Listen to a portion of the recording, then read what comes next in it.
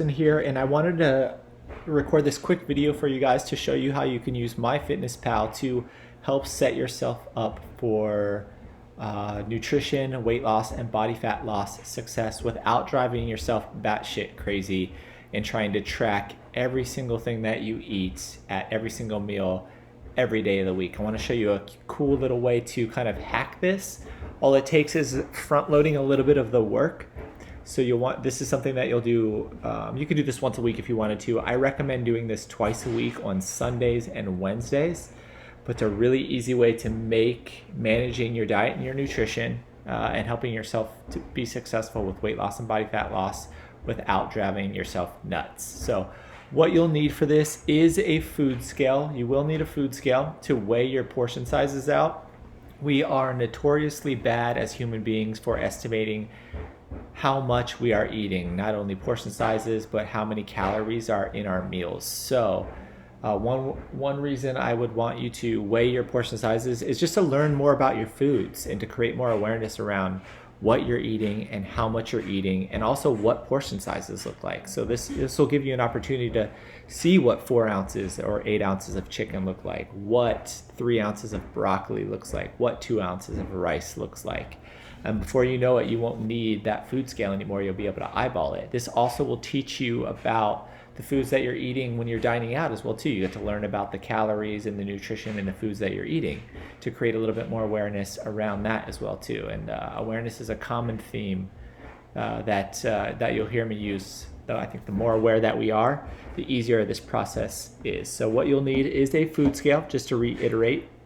You'll obviously need a Myfitnesspal app. I'm using the desktop version here to show you this. And for the sake of the video, for it not taking forever as I'm entering foods in, I did a little pre-work. And this, if you're doing this for yourself twice a week, it won't take probably much beyond 15-20 minutes to plan your meals out for the week. So it doesn't have to take super long.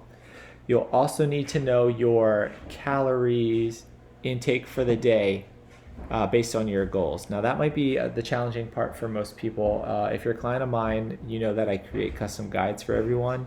So I actually give you calorie ranges and your recommended portion sizes. So when you're entering all this stuff in, you'll know exactly what to do.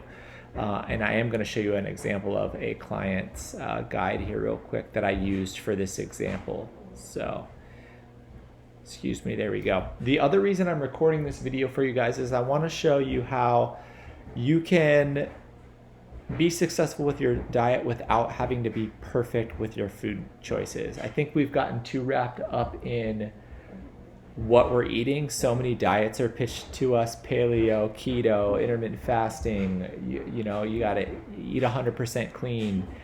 And donuts, pizza, ice cream, all of these things are delicious and they're really hard to resist. And you can fit those foods into your diet and still be successful. Do you want to eat them all the time? No, of course not.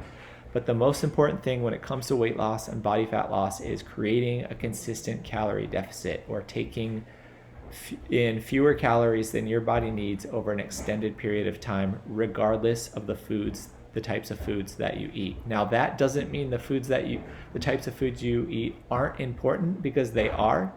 I'm not going to go into why now, but yes, you can drink a beer, you can have a glass of wine, you can eat a pizza, have some ice cream, and still be successful with your diet if you create a consistent calorie deficit over an extended period of time. And again, that's taking in fewer calories than your body needs on a consistent basis. I don't think people need to be told that Lucky Charms and Count Chocula aren't the best breakfast. I think the majority of us understand that, but it doesn't mean you can't have those things with your kid on a Sunday morning for breakfast if you want. So here we go. As we're looking at this custom guide that I give to my clients, you'll notice a bunch of different things. One, you'll see the hand-sized portions recommendations here. That's something that I do for them because I don't anticipate them tracking everything. And so it gives us an opportunity to learn about portion sizes using our hands when we have to estimate. For the example of this video, we will be focusing on the numbers.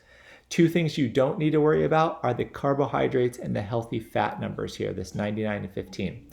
They have no real bearing over whether or not you lose weight or body fat. Again, The most important number is the total calorie number and whether or not you're creating a consistent calorie deficit. So carbohydrate, healthy fat numbers, don't need to worry about these today. What we do want to think about is this number right here, 1989. Also a great Taylor Swift album. But 1989 calories per day for this client to lose weight, lose body fat. We are not going to obsess about hitting exactly 1989 because it doesn't matter. We're going to just plus or minus and give ourselves a range. So we're going to go plus and minus 100. So we're going to focus on about 1,800 to 2,100 calories a day. That's going to be what we're going to try to average to reach our goals. That way we're not obsessing over what we're eating and hitting numbers all the time. It allows us to still pay attention to our appetite and hunger cues, and not force feeding when we're not hungry or not eating if we're too hungry and stuff like that. So the other number I want you to take a look at is the protein per day. The reason we do focus on protein is because it's really important for maintaining lean muscle as you're in a calorie deficit and losing body fat. It helps you hold on to as much lean muscle as possible, which is important because it gives you that nice lean muscular tone look, that tight look that a lot of us are going for. And also the more lean muscle that we have, the better our metabolism is going to operate. Also, most of my clients comment that when they're getting adequate protein or a serving of protein at the majority of their meals, their appetite, they have less of an appetite, or their appetite is suppressed a little bit, or it's much easier to control that appetite. So another reason protein is important. And again, we're going to focus on a plus or minus like 5 to 10 here. So let's just say 128 to 148 is what we're kind of shooting for. I will close this up. And again, I did some pre-work already to save us some time. And if you haven't used Myfitnesspal or like a tracking app before, there's always a little bit of a learning curve as you're diving into it, but that's just par for the course. Anytime we're trying to learn something new, it's always a little bit frustrating at first. There's always a little bit of a learning curve as you're navigating things. You won't get it perfect right away, but if you're working with a coach, someone like me or somebody else, that's what we're here for, is to help you kind of learn and navigate it. And the first couple weeks you might not get it right, but you will start learning a lot about the foods that you're eating and the portion sizes. So example for today is, let's say you decided to have 3 eggs for you're planning your meals for the week. This is before you've eaten anything. You're deciding you're going to set up and go grocery shopping. You're going to plan meals for the week, know what you need to buy. And you've decided you're going to eat 3 eggs for breakfast. You're going to have some frozen raspberries, about 3 ounces. And as you can see here, 254 calories, 21 grams of protein. Let's just say you don't have much of an appetite for breakfast, and that's pretty normal, pretty standard for you. You enjoy those foods, so you're going to include them. You planned out breakfast. You like chicken, so you're going to pick up some organic chicken at Whole Foods. You're going to do some wild rice, 150 grams. And again, I do recommend weighing portion sizes with a food scale rather than using measuring cups and utensils if you can, because it gives you a more precise measurement. Let's say you're going to use a one tablespoon of olive oil to cook that meal, and you're doing 3.5 ounces of broccoli. As you can see, 514 calories and 45 grams of protein. Cool. And for dinner, hey, there you go. You're having dinner with the family, whatever it might be, your girlfriend, significant other, who knows, boyfriend, and you guys you're having some pizza. So you're wondering, 3 slices is good for me. What are the calories and stuff in that? 960 calories, 45 grams of protein. Let's say you're probably going to have a snack somewhere during the day, or at least you're going to plan for it. Let's say you really like these Quest protein bars, so you're going to get 21 grams of protein, about 200 calories per bar. Hey, and what do you know? You're right in your ranges right here. Again, is this perfect? No, but it's giving us an idea of what we can eat, how much of it we can eat on a day to achieve our goals. So, hey, this looks like a great day. We're going to keep it for Sunday. That's our plan. Then you go to Monday, hopefully. Yep, there we go. And you're going to start planning out your Monday. This is where I'll go into a couple different things of how to make this process a little bit easier for yourself. So let's say Monday morning, this is like a work day for you. You really like yogurt for breakfast. You really like this Icelandic yogurts. It's high in protein, awesome. You're doing 350 grams of that. You're doing 2 scoops of a protein powder to really get a nice protein bomb in the morning. And you're gonna add some blueberries in there for like a little bit of sweetness, some really awesome taste in there. 422 calories, 45 grams of protein. Great, looks awesome. For lunch, you're having a nice healthy lunch. You're doing that broccoli again, organic chicken, just because these are foods that you like. You don't mind eating them often. You're doing a medium avocado, preferably if you can weigh the portion size of this avocado, that would be ideal. But let's say you couldn't for some reason and you have a medium avocado, this is fine. You're doing your best here. 234 calories, 21 grams of fat in this whole avocado. And you're gonna have a cup of jasmine white rice, which was cooked. This cup was 158 grams, so you measured 158 grams out. It's 205 calories, 45 grams of carbs, that's cool. So there you go, you've got your numbers, 639 and 48 for your lunch. And then for dinner, you're doing a healthy dinner. You had pizza on Sunday night, so you wanna do a nice healthy dinner with everyone. You're having a tablespoon of olive oil. You're having some buffalo meat and 8 ounces of sweet potato as well too. 714 calories, 52 grams of protein.